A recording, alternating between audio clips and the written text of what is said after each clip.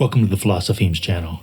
In this episode, we're going to look at Jean-Paul Sartre's nihilistic ontology. I'm very happy to be putting this presentation together for you. In essence, it is an excerpt from the first volume of my 2-volume set on existentialism. You can always pick up this volume and take a look at the chapter on Jean-Paul Sartre's philosophy. I titled this presentation, Haunting a Body in Free Fall Toward Nothingness, Peering into the Depths of Sartre's Ontological Nihilism.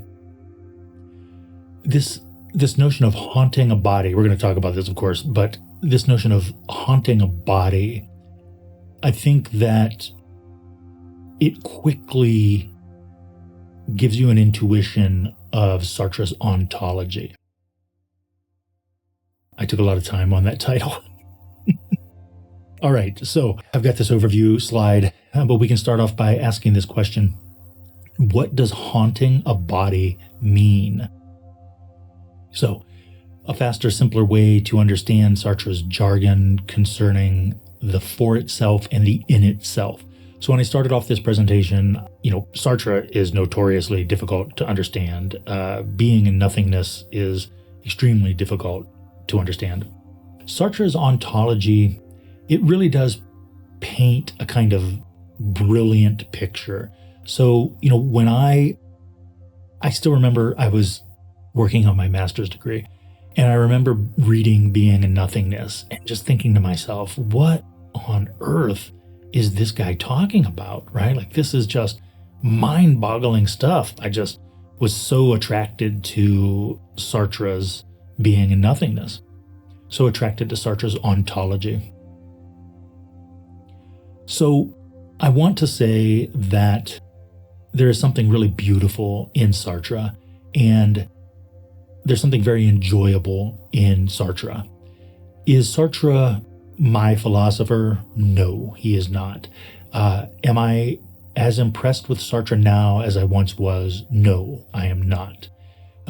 Now that I feel as though I have a grip on Sartre's philosophy, we can recognize the paradigms and the methods that are in play. And when we do that, it becomes very clear that Descartes is at the heart of Jean-Paul Sartre's ontology. Sartre is open about this. Sartre admits this. Sartre wears it like a badge of honor. So we want to recognize that and keep that in mind. As I've said in probably every other video that I put together, that if you are working with a Cartesian and a Hegelian ontology, then what you're working with is going to be riddled with problems. So not only was Descartes, in essence, really stealing from the Italian Renaissance philosophers, for example, Campanella and Talisio, but Descartes just didn't go far enough. Now, if in case this hurts your ears, let me just say a couple things. Descartes was a super genius. There's no two ways about that. Descartes was magnificent. Descartes got us the Cartesian coordinate system and so on and so on. Descartes is great. Okay, Descartes is great. Is he the greatest philosopher of all time? No, definitely not, right? And one of the reasons we would say he's definitely not the greatest philosopher of all time is because we see that he just didn't go far enough. And when you say he didn't go far enough, we say, well, what do we mean by that? Well, early modern philosophy is really fun. And one of the reasons that early modern philosophy is so fun is because these guys really were communicating with each other. They're writing each other letters. This idea that Descartes didn't go far enough is pretty obvious. So, of course, we've got everybody else, right? So Spinoza, Leibniz, Bacon, we've got Kant, really it's all you need is Kant. But so when we see this, then from the point of view of Kant, for example, John Locke even, but from the point of view of Kant, Immanuel Kant, you're able to recognize Descartes' shortcomings. And so once you're able to recognize that, then you're able to see, the difference between the Cartesian paradigm and the Kantian paradigm, the difference between the Cartesian method of hyperbolic doubt, for example, and Kant's critical method. So once you're able to see those differences, you're able to see the paradigms that are in play directly between Kant and Descartes, then you're able to recognize that anyone who is using Descartes' paradigm and anyone who is using Descartes' method, as wonderful as they were at the time, in 1640, it's still the case that that paradigm and that method is missing a big piece of the puzzle. And so what we see then is that it is really important and it's highly relevant to recognize that Sartre is operating with a Cartesian cogito. So everyone who is a respected Sartre scholar recognizes this. I mean, there's some postmodern people out there who love to muddy the water.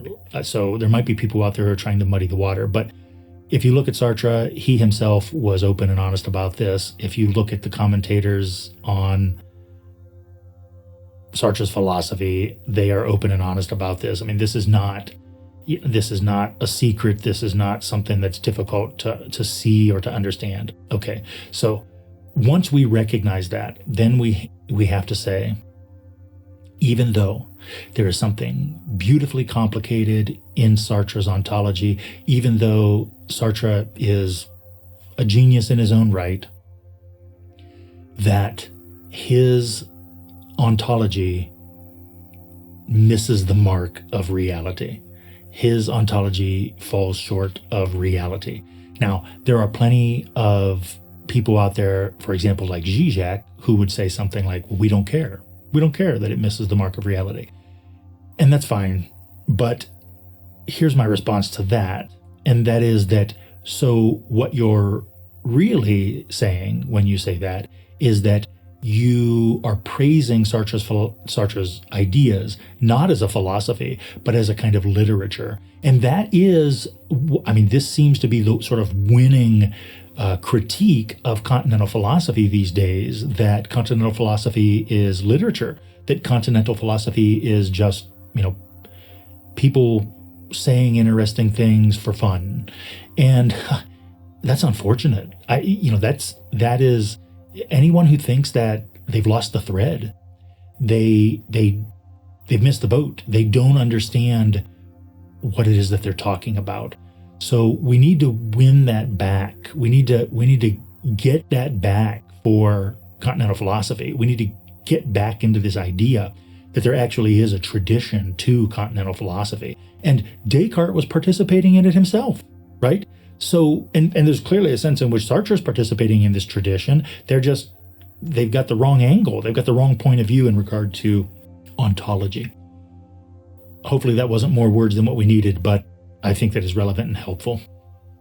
So, how to understand haunting a body as a characterization of Sartre's nihilism, as a characterization of his ontological nihilism, his nihilistic ontology.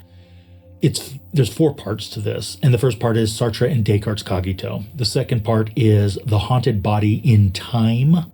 The third part is relativity, or the relativity of subjectivity, and the last is lack and desire.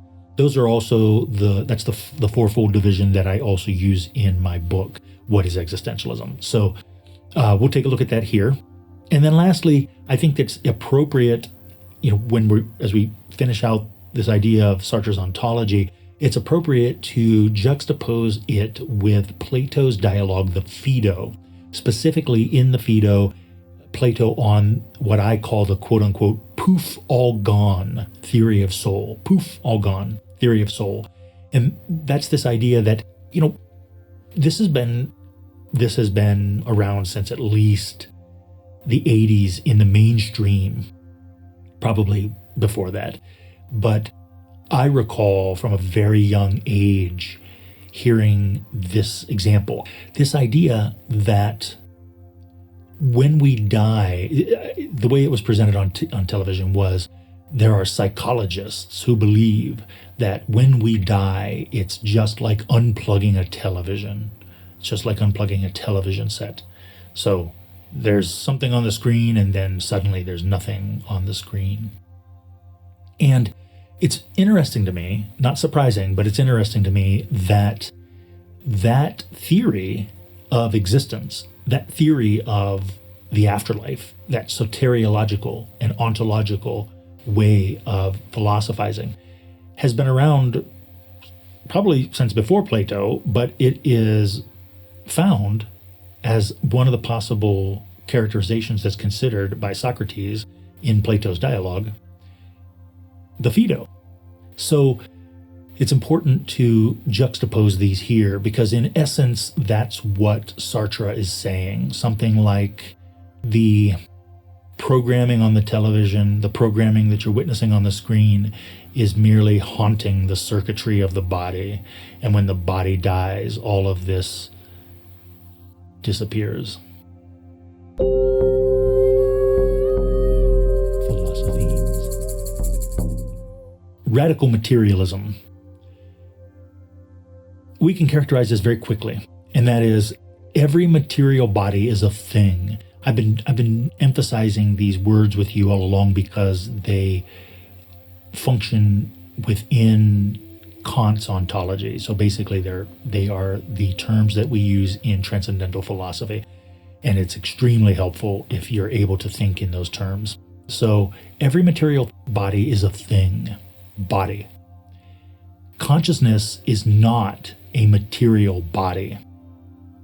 The body expresses itself in many ways through its multiple capacities to express itself.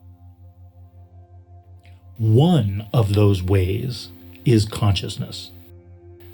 This consciousness may conceive of many ways to characterize itself and its relation to the material environment in which it finds itself.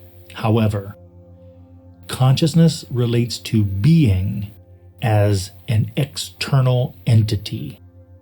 Consciousness relates to being as though being is external to consciousness.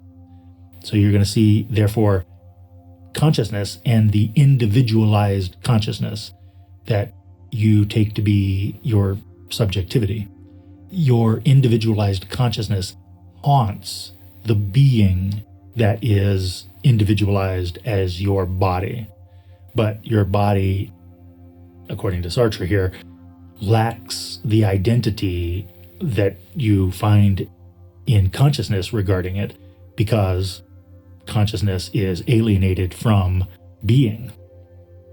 So, what we can say, I'm going to read a quote to you here in a moment, but what we can say is that this is a kind of radical materialism, right? That what Sartre is saying is that the material body is what matters most. In fact, there's a sense in which the material body is all that is real.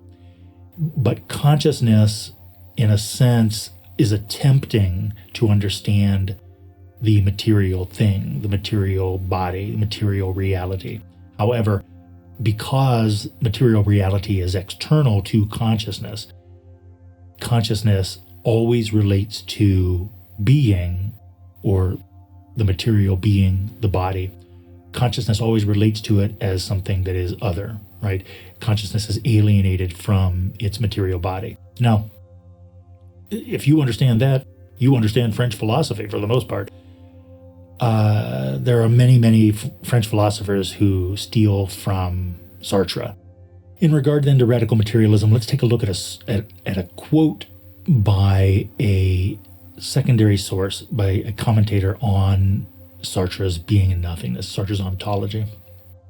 According to Desson, to show that being in the full sense is objective exteriority, being in the full sense is objective exteriority, and that consciousness, reaching being in itself, reaches being as something external.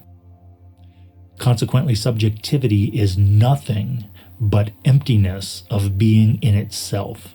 So you have this idea of the subjectivity is the for itself, and that the being is in it, the in itself. Thus, we have consciousness haunting a body, and the body falling into nothingness. In other words, consciousness depends on the body for its existence. When the television is unplugged, the signal is gone, there's nothing on the screen. And consciousness is unable to ever truly know the things in themselves. So, two parts here. So, consciousness cannot be certain about its own characterizations of reality. That's one. Notice it's doubt. It's hyperbolic doubt. Two, and consciousness will vanish into nothingness when its body dies. Okay, so that's radical materialism. Why haunting? Well, Sartre, in proper Cartesian fashion, chose to ignore the revelatory power of transcendental reasoning. Rather, consciousness is thought of here as the alienated, supervenient, ghostly expression of a meat machine. So here we get this idea of like the ghost in the machine, right? And that is Descartes. That is Cartesian. So if you're looking for some more episodes to watch, I'll try to remember to add a hyperlink, but you can see that the episode the seminar on Descartes' wax and the episode on what is nihilism would be helpful here to you as well. May be helpful. Okay, so why nothingness? So a material body cannot extend its memories beyond its death. This, coupled with the merely haunting nature of consciousness, means that the ultimate truth of being turns out to be nothingness. The ultimate truth of being takes place within consciousness. Do you see it? Do you see it now? The being of the body is that of a thing. The being of consciousness is that of no thing. Being means nothing because consciousness is constitutionally, for Sartre, alienated from being, and because consciousness's glimpse of being is merely a ghostly flash in what is otherwise the eternal darkness of non-being for the individualized being that is the body that is expressing itself as consciousness. Whatever truth emerges, one, will have no meaning because consciousness is nothing and the truth is something that's taking place within consciousness, alienated consciousness. If you saw my episode on Lacan's seduction, then you see that Lacan is also borrowing this idea. I mean, Lacan's operating with this same kind of idea. We'll see this again with the idea of lack. But secondly here, that whatever truth emerges, it will have no meaning or value for that body beyond that body's death. So again, nothingness. All right, so nihilism. According to Sartre says that we do not need to posit a unifying link of our representations. So there's a body, a material body in a material environment. And as the material body is interacting with the material environment, consciousness is an expression of that interaction. But because consciousness is of a different order, because consciousness is of a different kind, because consciousness is not a thing, then what we have is this sense in which these fleeting expressions, right? These fleeting expressions that are reflections at best. I'm thinking of Jean Baudrillard and the phases of the image, right? But they are reflections at best of mind external reality. But Sartre wants to go even further and say that we don't need transcendental apperception. We don't need apperception at all. So there is some sense in which he's even going so far as to deny Leibniz in order to affirm Descartes.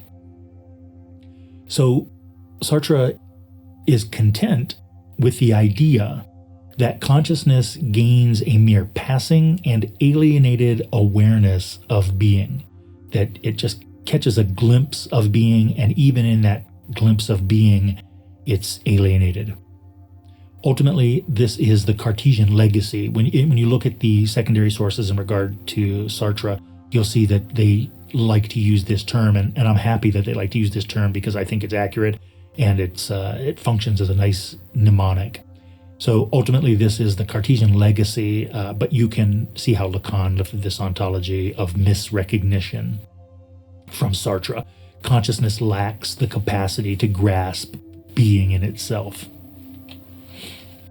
It's worthwhile to recognize, I understand the Lacanians aren't going to like this, the Sartreans might not like it either, but it is helpful to recognize in the history of philosophy that this concept of lack is really a version of Cartesian hyperbolic doubt. And even Descartes himself didn't believe it, right? It was hyperbolic from the very beginning. All right, so Sartre and Descartes' cogito. So here is a quote from Being and Nothingness, and this is a very helpful quote. So let's take a look at it. According to Sartre, quote, "When Descartes wants to profit from this revelation, he apprehends himself as an imperfect, that is lacking, being, since he doubts. But in this imperfect being, he establishes the presence of the idea of perfection. He apprehends, then, a cleavage between the type of being which he can conceive and the being which he is." Right? So we have this for itself subjectivity, and the body, the being in itself. It is this cleavage or lack of being which is at the origin of the second proof of the existence of God, or for the existence of God. So even Sartre is telling you, other places Sartre just openly endorses Descartes' cogito, but even Sartre himself is telling you where to find this piece in his ontology, right? So Sartre is saying that as he's laying out his ontology in Being and Nothingness, this distinction between the for itself and the in itself, consciousness and the body, he says that you can find this in the second proof for the existence of God in Descartes' Meditations on First Philosophy. So you can go look at Descartes' ontology and you can see that this is exactly where I'm getting this ontology from. So again, and I suppose it should be said that it's undecidable or up for grabs as to whether or not Descartes believed the hyperbolic doubt or not. But in either case, this idea of taking the hyperbolic doubt, ignoring all of the philosophers that came after Descartes, and still using that as a foundation for your ontology is radically flawed. All right, so in terms of multiple forms of no-thingness or multiple forms of nothingness, we have a quote here, an excellent quote from the Sartre scholar Dessan. We ought, then, in Sartre's view, to start from the pre-reflexive cogito, that is, from consciousness, which is the consciousness of something. This is intentionality. And if for a moment we should try to give consciousness a kind of being which would belong to itself alone, we should have a form of nothingness. Two more Dessan quotes. Being in the full sense is objective exteriority, and thus consciousness reaching being in itself reaches it as something external.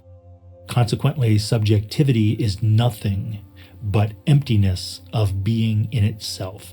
Consciousness is the emptiness of the body. Here's the last quote. It is supremely important to show that the for itself, which is mind, consciousness, cogito, never exists for itself, but only for the object. Thus, subjectivity is a consciousness without subject.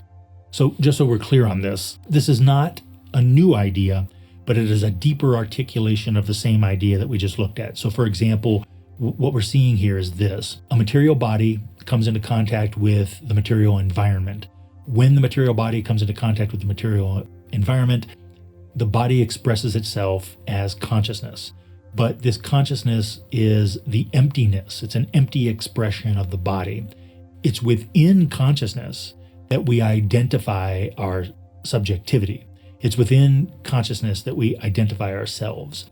And so the idea that because we are identifying ourselves in a kind of emptiness, in a kind of nothingness, then the subject that we are identifying within this emptiness, within this nothingness, doesn't actually exist.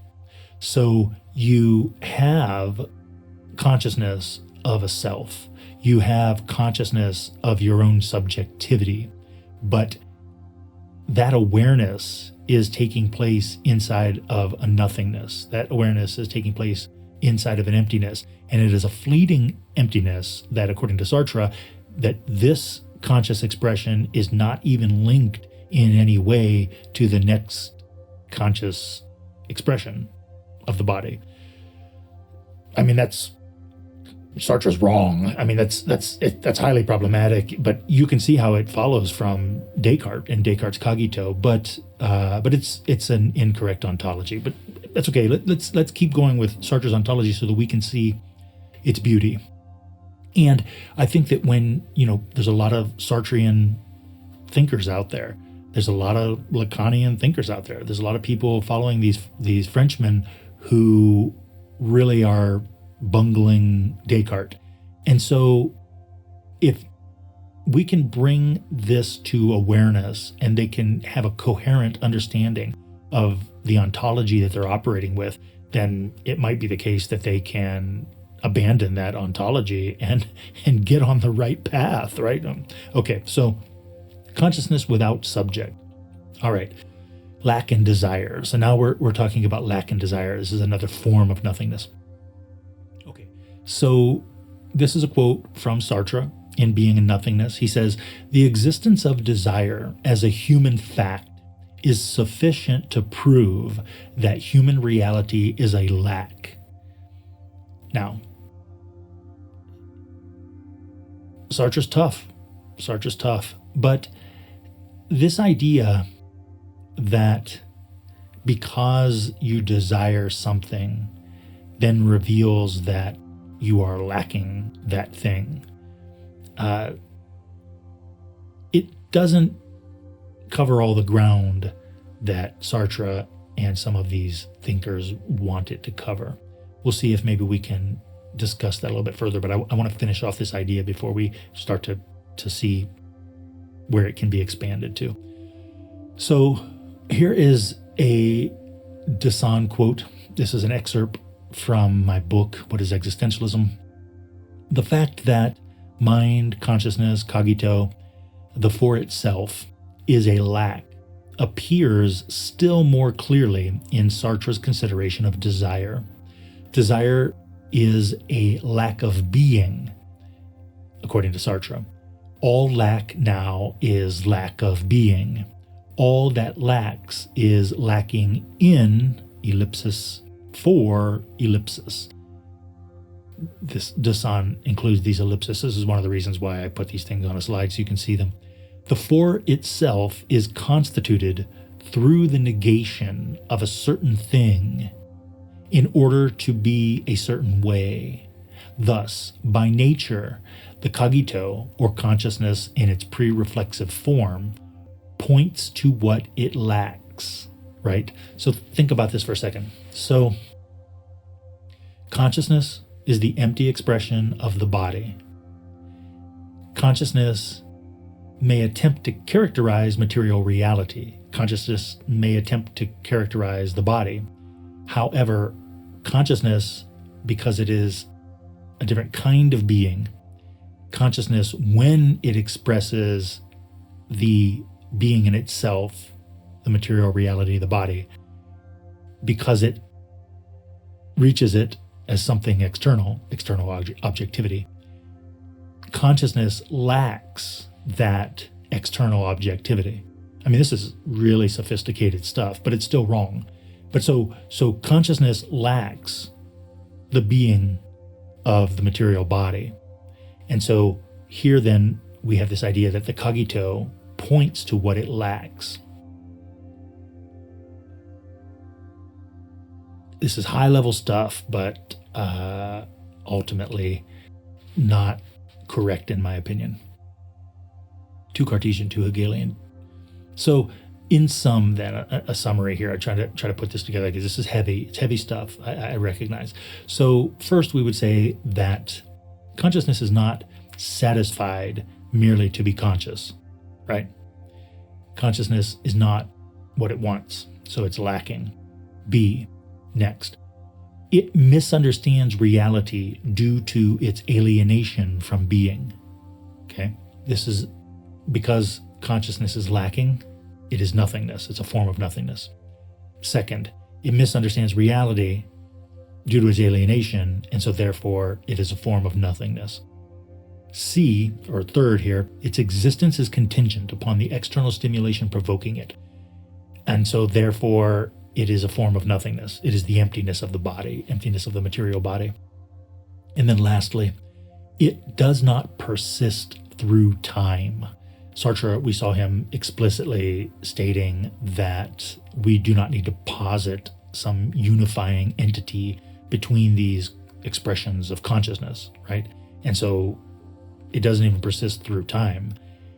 Therefore, it is a form of nothingness. So we have all of these forms of nothingness. We have being, the being in itself. The body is a temporary, individualized expression of being in itself.